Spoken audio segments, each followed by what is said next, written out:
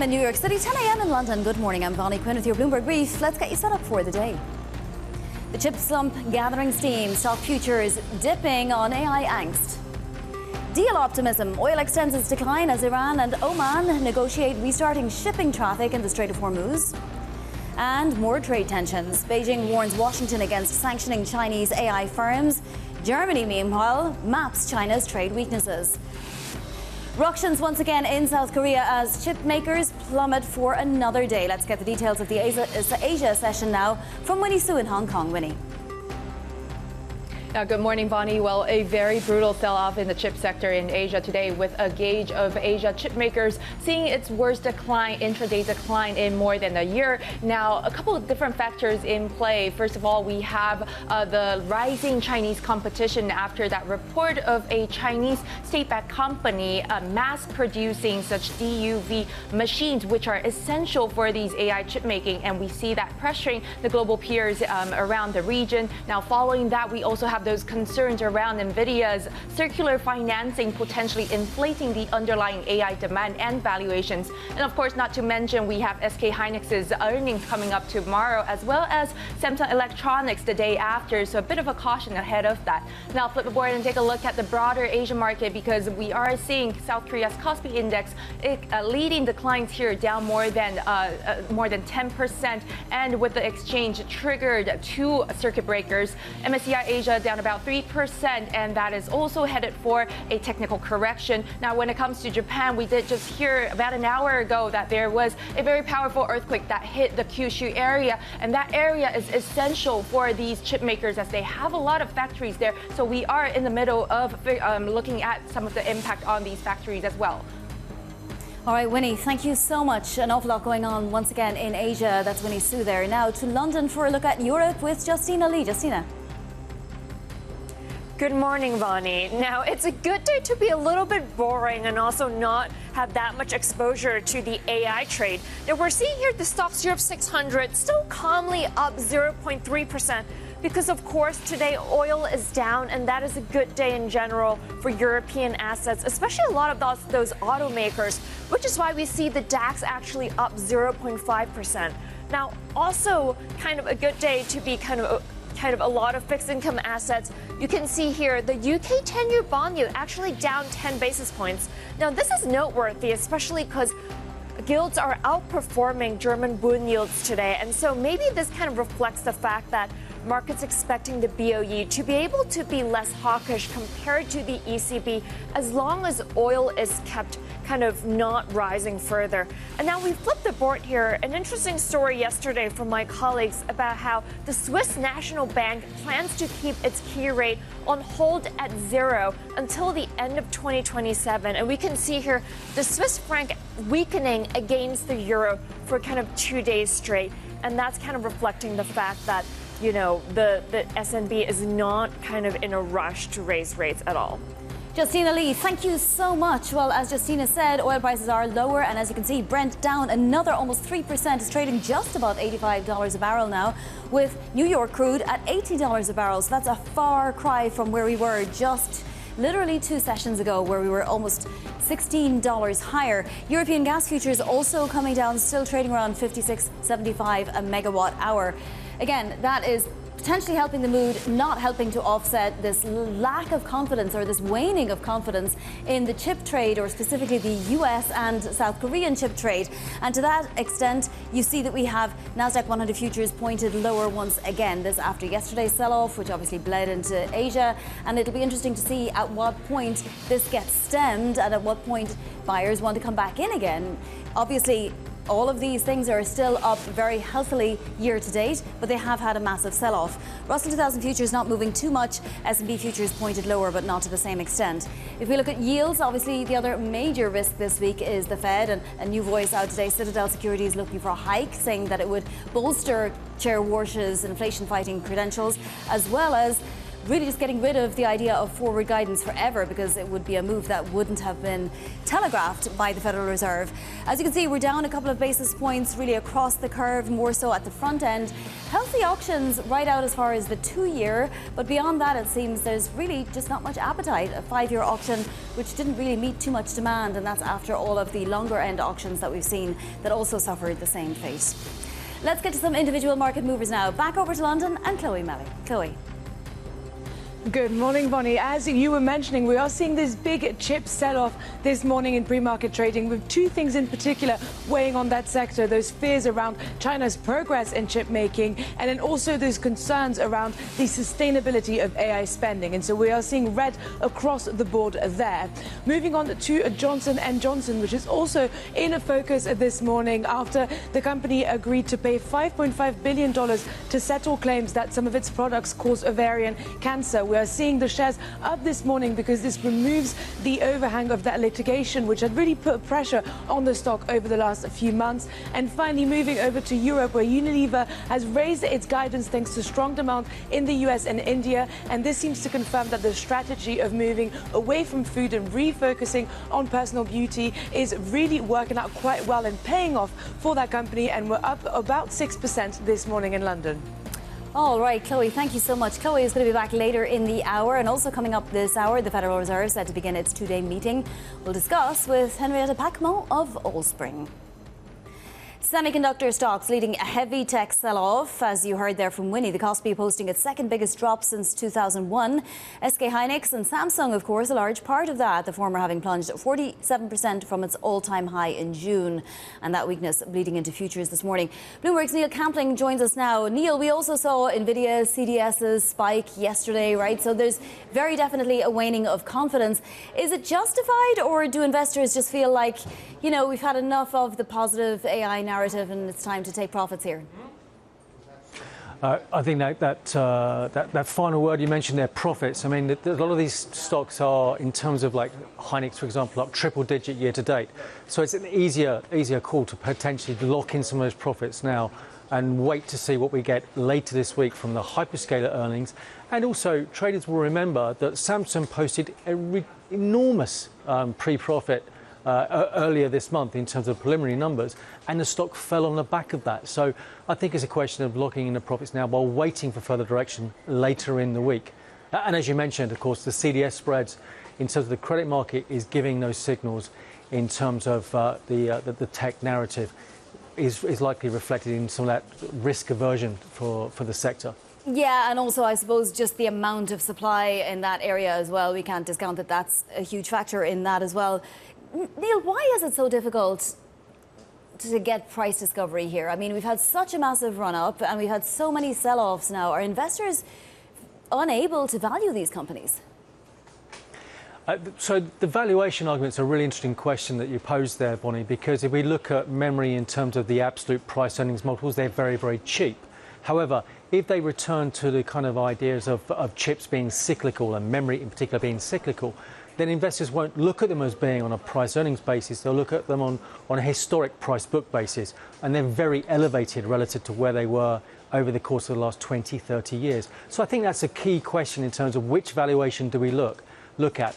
And that discovery mode will take some time to play out in terms of supply, demand, the AI ecosystems, which models playing out, which ones are likely to be winners, and the free cash flow from the hyperscalers themselves, which we had that warning sign really from Alphabet's result last week, where it's been highly cash generative in the past, and this quarter they produced the first free cash flow negative quarter since going public. So we just don't have enough information yet. Neil, thank you so much. That is Bloomberg's Neil Campling. Staying on the tensions around the US-China AI competition, Beijing setting a ceiling on new tariffs by Washington and warning against sanctioning Chinese AI companies. For more, let's bring in Bloomberg's Brendan Murray. Brendan, is this all rhetoric because the US seems to have upped its bellicose rhetoric re-trade in China in the last few weeks?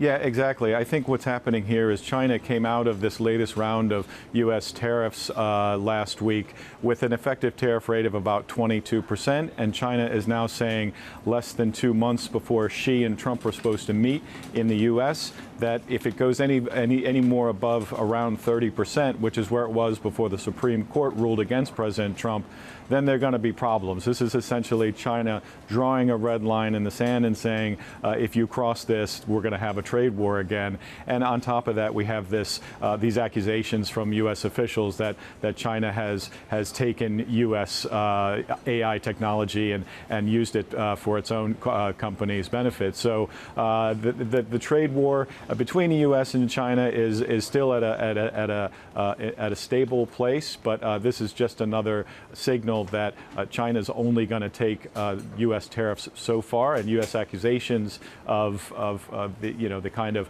the tech theft that have been lobbed at Beijing so much before they hit back at Washington. And then it seems that Germany has been doing some Oppo research. It's actually mapping out China's weaknesses. This is a great story. Give us some of the details. Yeah, this is some great reporting from our colleagues out of Berlin, where there's a real economic reckoning going on. Germany has to decide, really, is it going to be a partnership with China, or is there going to be a competitive threat? And given the hits to the German auto industry, the German chemical industry, the officials in Germany are now looking at ways that they can apply leverage on China should it come to that. Remember, China weaponized its critical minerals last year. The Western world in Europe and in the U.S. took away a lot of lessons from that, and one of those is we better be able to apply some leverage in return, and that's what we're reporting today. Officials in Germany are looking at. There's no attempt here to escalate things, but it's more of a sort of defensive mechanism that it seems to be employing in case things get rough with China on the trade front. Yeah, I mean, one would almost have to ask the question, is it too late for all of this for Germany? But we shall see. Brendan, thank you so much. Bloomberg's Brendan Murray. Now to other top stories trending on the terminal this morning. Barclays shares are dropping the most in over a year after second quarter earnings showed it's lagging behind US peers in consumer banking and investment bank growth. Barclays CEO C.S. Venkatakrishnan spoke with Bloomberg. I'm absolutely pleased with the set of numbers we've published today. You know, our top line income of £8.1 billion is up over £1 billion on the same number last year. Profits of £3.3 billion are up 30% over the previous year. And the investment bank, as you say, has done extremely well, including my colleagues on the equity trading floor behind me. Equities are now 30% of Barclays. And remember, this was the house that fixed income built. And so the diversification we're seeing in the business, the strength we're seeing in our business is something that we're truly happy about. Meanwhile, Mercedes reports robust profits in the second quarter, even as sales slumped in China. Cost cuts helped offset weaker demand. Citadel sees the Fed raising interest rates this week. The firm's head of macro strategy says that a quarter-point increase would, quote, reinforce Chair Warsh's repeated pledge to restore price stability. Coming up, Iran optimism. Iranian and Omani officials discussing to restart traffic in the Strait of Hormuz. More next. This is Bloomberg.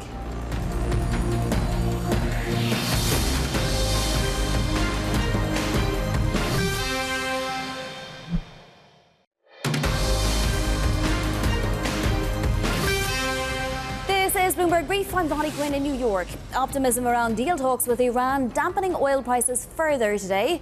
Bloomberg learning that Iran and Oman are continuing discussions aimed at restarting shipping through the Strait of Hormuz. This as President Trump talks up negotiations with Iran. Joining us now from Dubai is Bloomberg's Abir Abu Omar. So Abir, what are the options that Iran and Oman are speaking to?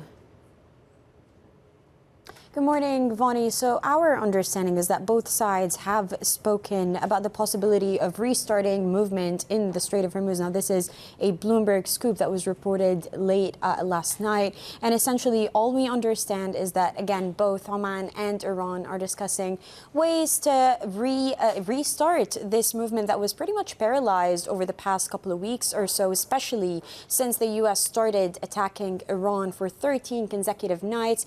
Now, those those attacks have stopped on Friday. We don't have an explanation neither from the Trump administration or anyone from the U.S. side as to why those attacks have stopped. But in return, we know that Iran said on Sunday, by the end of the week, that it will suspend its own attacks on the region and shipments in the Strait of Hormuz as a result of the U.S. stopping its attacks on cities in Iran. Now, just something to bear in mind here, Vani, while Oman and Iran are discussing ways to resume or to help ships resume their traffic through the Strait, we understand that the movement there is pretty much paralyzed. You're seeing Brent crude on the screen at $86 on the barrel. You're seeing NY crude also a little bit lower, but there's a distinction to be made between what markets are reflecting and the optimism there, but what is also happening on the ground. On the ground, the movement in the Strait of Hormuz is still at a standstill or semi-standstill. And then you also have the parallel movement in the Red Sea. We've seen the aggression between the Yemen Houthis and Saudi Arabia pick up in recent weeks. And so you're seeing the movement there at risk. Saudi Arabia has resorted to Bab el-Mandab Strait in the Red Sea, Vani, throughout the course of this war, and this is now at risk. So the distinction that needs to be made between what is happening in energy prices and then what is happening on the ground is important. But what we know is that the two countries are essentially in talks for us to see a little bit more movement in the waterway that was halted or came close to a halt over the past 14 days or so. And how much say does the US have in this? As I understand it, Iran and Oman are talking about a middle passage. There may, though, be mines there, at which point they would have to be cleared or neutralized. Where does the US come into all of this? That's a very good question. And look, while the U.S. had halted its attacks against Iran, we know that it's maintained its naval blockade on the Strait of Hormuz. And so you have that situation of the double blockade yet again. This was the case at the beginning of the war. We're now seeing a resumption of that double blockade. The U.S. Threatening to attack ships that are making their way through without permission. Iran, on the other hand, also asking ships to stick to routes that it has laid out for them and asking them to essentially also seek permission in order to make their movement through. And so ships that are not sticking to those routes or are not asking for permission are at risk of being attacked by either the United States or Iran. And so you're having that situation in the Strait of Hormuz. The risk of Iran and Oman tolling the Strait of Hormuz still very much there. So those are things that we're keeping an eye for, and the discussions that are possibly set to resume. We just don't have a lot of clarity on that, Bonnie, yet. All right, Abir, thank you so much. Keeping us up to date there is Bloomberg's Abir Abu Omar. Coming up, a look at what else is making headlines in your front page news. This is Bloomberg.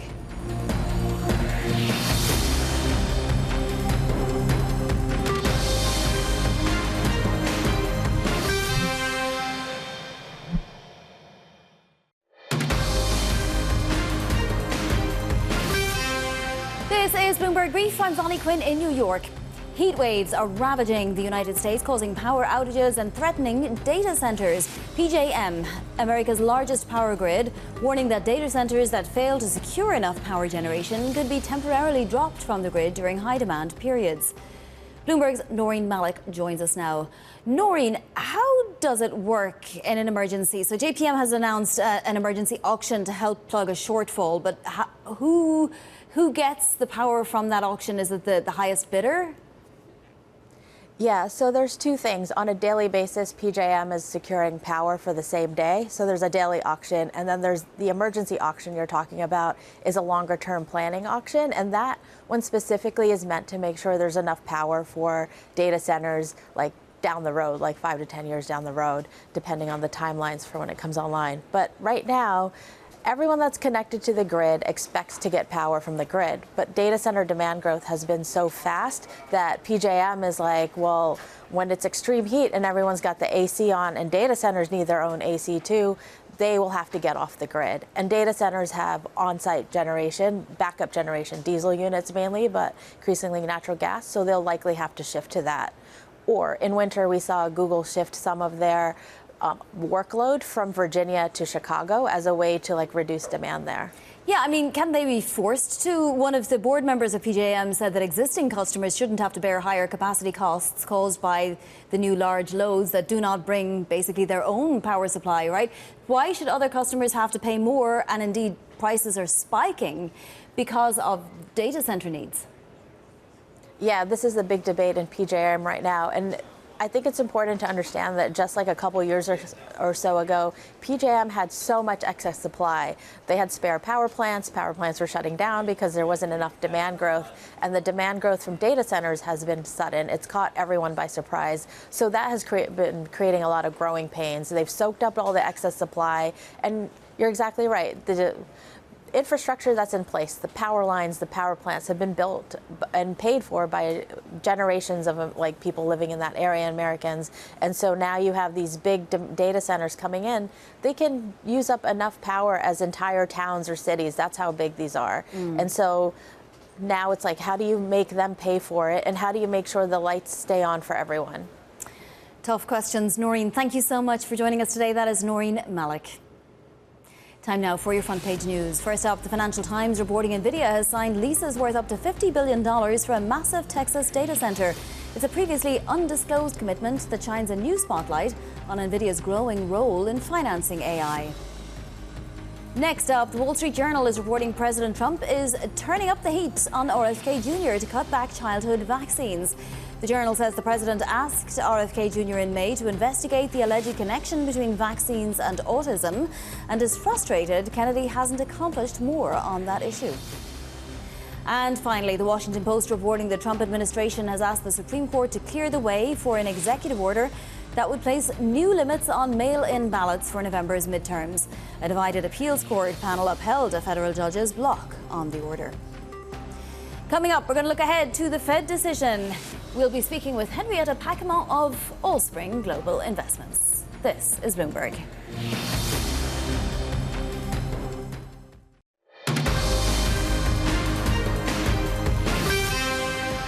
It's 5:30 a.m. in New York City, 10:30 a.m. in London. Good morning, I'm Bonnie Quinn with your Bloomberg Brief. Let's get you set up for the day.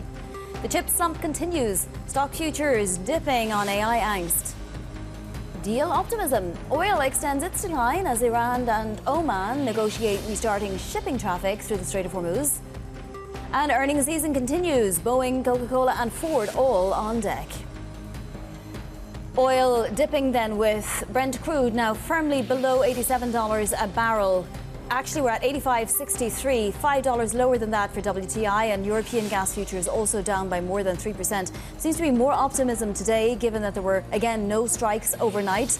And the president was talking up the idea that there were deep negotiations going on. He mentioned that to Axios yesterday, though he didn't give details on what exactly.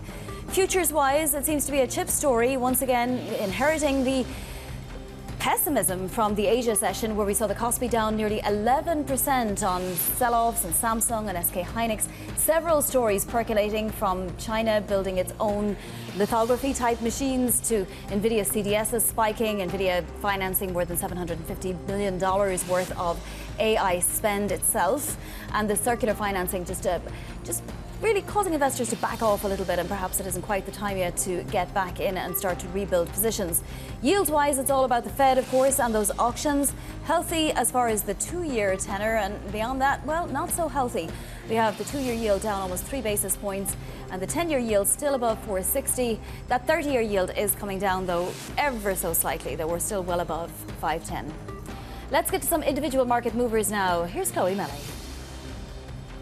Good morning, Bonnie. We are seeing this chip sell-off extending in pre-market trading this morning. As you mentioned, there are worries over just how much progress China is making in advanced chip making, and also those concerns around the sustainability of AI spending and this circular financing. And so we are seeing all of those names quite firmly in the red this morning. SanDisk, Marvell, Intel and Qualcomm very much taking a hit this morning. Moving on to Johnson & Johnson, which is up in pre-market trading after agreeing to pay $5.5 billion to settle claims that were related to ovarian cancer cases because of some of its products. And so this removes overhang on the stock litigation that had really put pressure on the shares for a while. So the removal of that is lifting Johnson & Johnson this morning. And finally, Barclays here in London is taking a bit of a hit despite some very strong equities trading. The problem there was that Wall Street banks had set the bar just so high that it was quite difficult for European investment banks to actually hit that same bar. And so we are seeing some of that disappointment there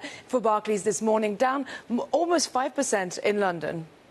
All right, Chloe, thank you so much. Chloe Melee there.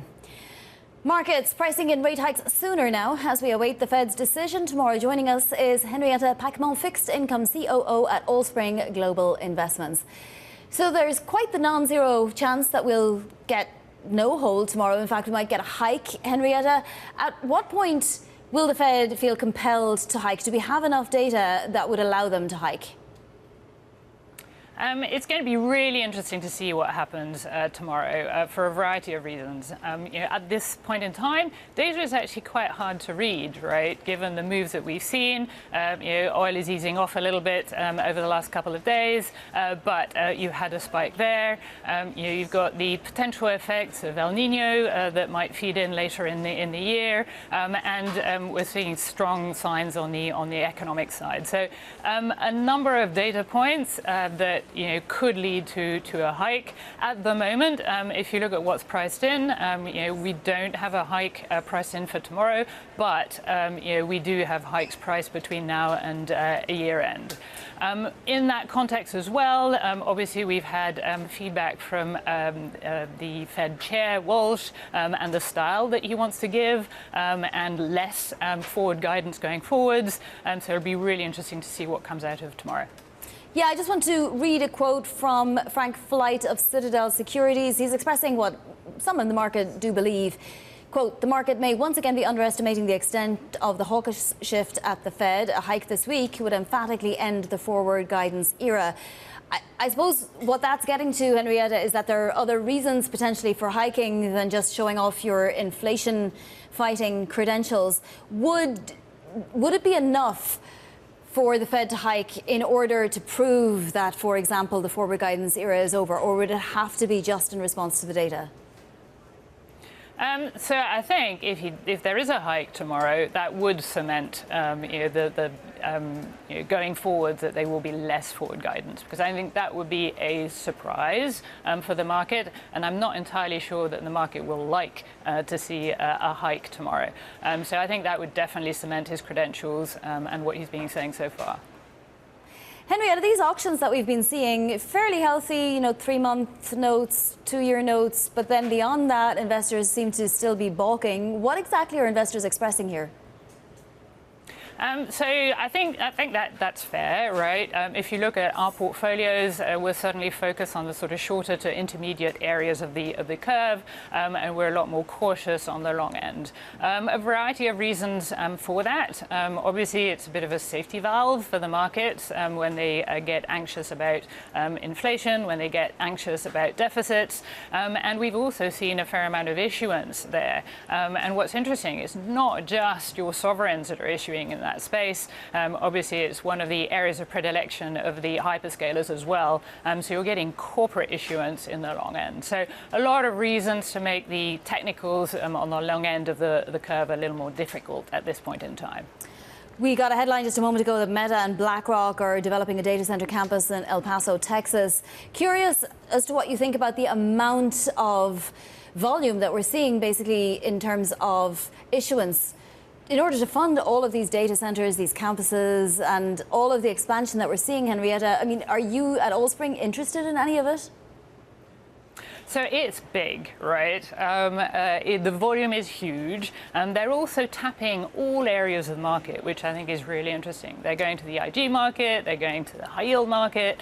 You're also seeing issuance that's linked to this development in the structured product area, private markets, you name it.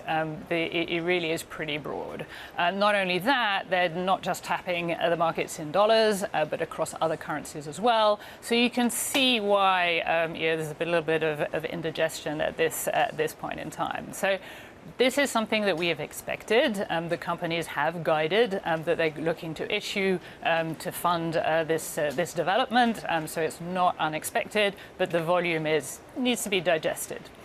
What we've seen over the last few days is quite interesting. We've had sort of spikes in yields. Look at March, look at the sort of end of May as well in that space. But it's taken a bit of an acceleration in the last few days, which makes it a lot more interesting from our perspective. So this is really what we've been expecting and hoping for, that you have a bit of volatility in spreads so that we can tap into these interesting yields. And I think our focus at this point is going to be in the primary market. Primary market. Also, you know, we're not just concentrated on the Fed this week. We have the BOE, but also the BOJ as well. Not that we're expecting a move just yet, but are you seeing anything interesting globally that you're trying to take advantage of right now? So from a global perspective, what we like at this point in time is the diversification aspect. We are, if you look at our multi-sector portfolios, really tapping into that so that we have a bit of a buffer there. Yes, I agree. If you look at the Bank of England, not expecting much this week. BOJ, same thing. You do have some hikes that are priced in between now and year end in both spaces there. We'll have to see what the inflation picture looks like and obviously what the growth picture looks like in Europe there as well. Henrietta, what is your, maybe an unfair question, but your forecast for the 10-year yield towards year end? It's been interesting to see the sort of behaviour over the last few days. We touched 470 in the 10-year in the last couple of days. That's when we were still sort of seeing strikes in the Straits of Hormuz. We've sort of come off the boil a little bit. We're going to have to watch what happens. I think, as I mentioned at the start, some of the data is going to be hard to read, given some of the uncertainty in the market. So I think that's going to keep the central banks on their toes, and that's going to feed into the rest of the curve as well. So I think it's going to be really quite path dependent in terms of geopolitics, in terms of also what happens given the sort of heat waves that we've seen and what impact that might have on food prices and inflation going forward. There's a lot to contend with between now and the end of the year. So you're saying it could in fact go either way with the 10-year. It could be higher, it could be lower. I think it's going to be a ride. We may have seen the peaks at this point in time. If we have a bit of a slowdown in terms of growth, that could be positive. If we have seen more of a peak in inflation, which is a distinct possibility, we could see less pressure on the 10-year. That being said, I think from an investor perspective, at this stage, you've got some pretty interesting yields that are on offer, particularly as we see volatility in the equity markets. So I think for investors that are interested in income, there is income in the fixed income markets at this point in time. All right, Henrietta, thank you so much. Henrietta Pacquement of Allspring Global Investments. Now to other top stories trending on the terminal this morning. Germany is working to identify Chinese economic vulnerabilities if the European Union finds itself in a trade war with China. Germany says the goal is to strengthen its negotiating position, not shift its policy towards China. China has set a ceiling on new US tariffs and warned Washington against sanctioning Chinese AI companies. The move comes weeks before the next meeting between President Donald Trump and Chinese leader Xi Jinping. Johnson & Johnson has agreed to pay $5.5 billion to resolve years of litigation surrounding claims that its talc products caused ovarian cancer. J&J says this would be a, quote, efficient conclusion to the lawsuit spanning 15 years. Coming up, President Trump set to meet Israeli Prime Minister Benjamin Netanyahu in Washington as Iran tops the agenda. That's next. This is Bloomberg.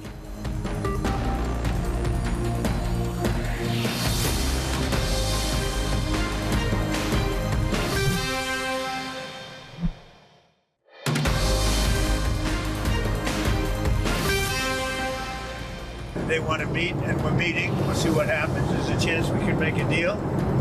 Without what we did, they wouldn't even be talking to us. They requested a meeting through their surrogates and directly.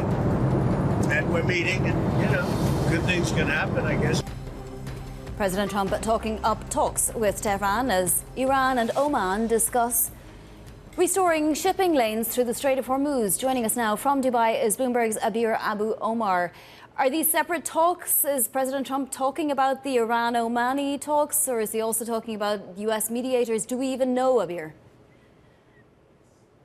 Good morning, Vonnie. That's a good question. No, we don't, is the answer. What we know, what we've reported on, is that Oman and Iran have had separate meetings, and that is to discuss restoring, as you have mentioned, the shipments through the Strait of Hormuz. Now, what we understand happened during those meetings is that the both countries are trying to open up what is called a middle passage. So, Vonnie, throughout the whole war, Iran has been asking ships to stick through the lanes that it has laid out, and that is close to the northern parts of the Strait of Hormuz or close to its borders, and ships that have gone through the southern part of the Strait of Hormuz or closer to Oman, Musandam, really have had to turn off their lights to be able to go through, or else they're at risk of getting attacked by Iran. And so we understand that the countries are trying to restore the movement through opening this waterway that has been pretty much shut throughout the course of the past 5 months or so. Now, there's no clarity on whether this is actually going to happen or not. We understand that those are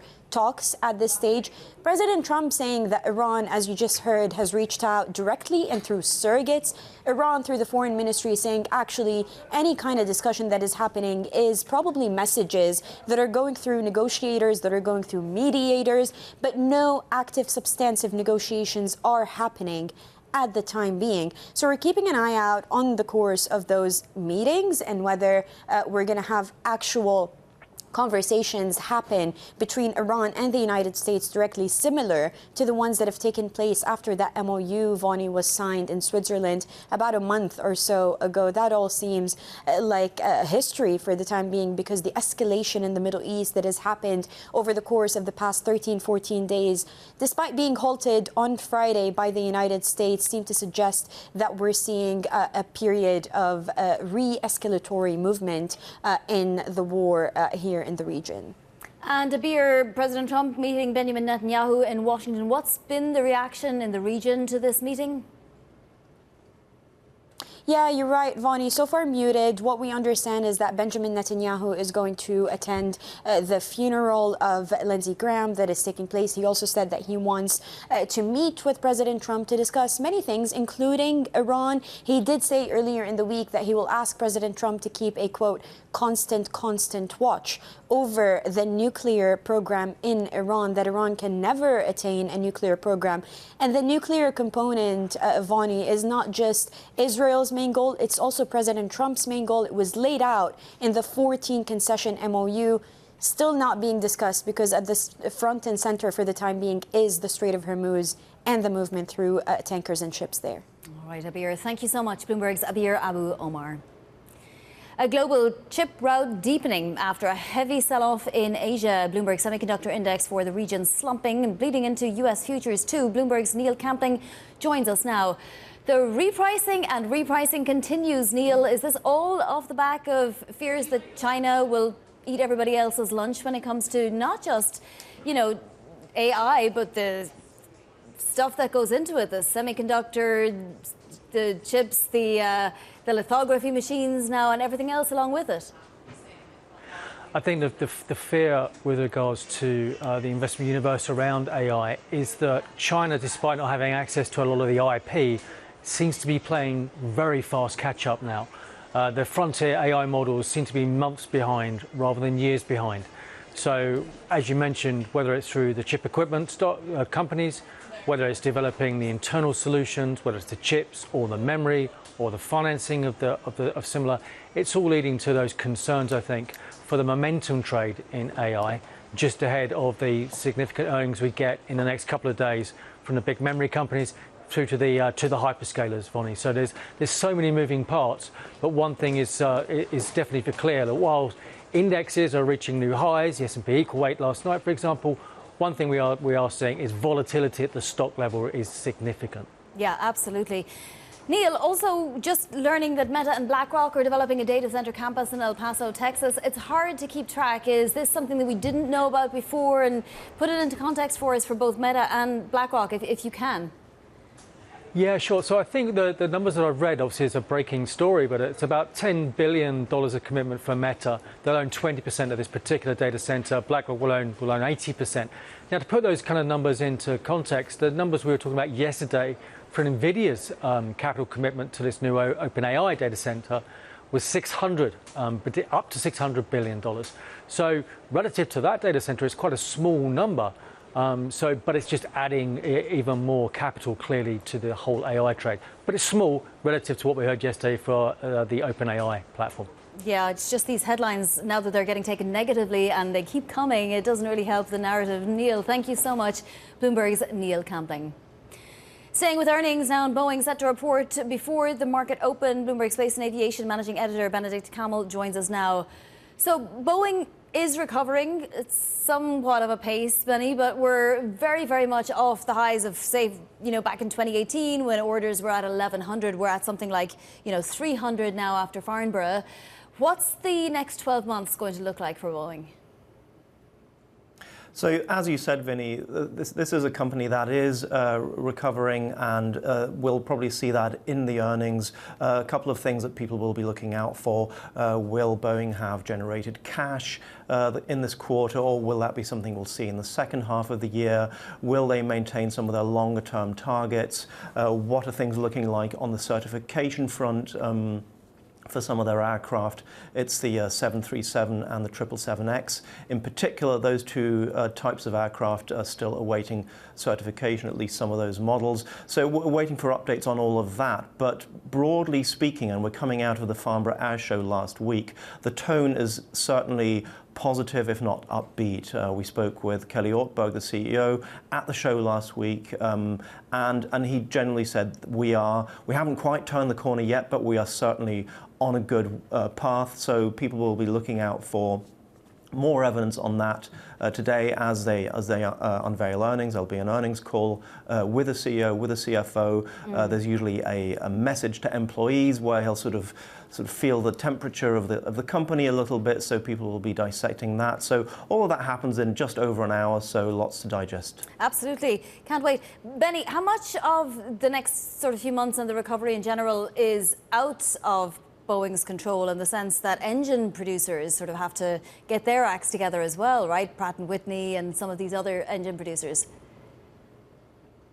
Yeah, I mean, the entire industry is fairly finely tuned, and there are a lot of things that are in some ways out of Boeing's control. There's geopolitics, which we've discussed often here on this forum. What will China do going forward? Will China resume ordering aircraft? What about some other countries that might be more or less amenable to the political whims out of Washington? But as you said, engines are also a big component. We've heard in particular from Airbus that they have issues with engines. They've produced what they've called gliders, so essentially ready-made aircraft, but just lacking a key component, which is the engines. It's been less of an issue for Boeing, but they have said that they have some issues with supply chains, be it engines, be it interiors. So again, people will be looking out for any clues that that's improving. So in about an hour, we will know more. Yeah, can't wait for those headlines to cross. Benny, thank you so much. Bloomberg's Benedict Kamel there. This is Bloomberg.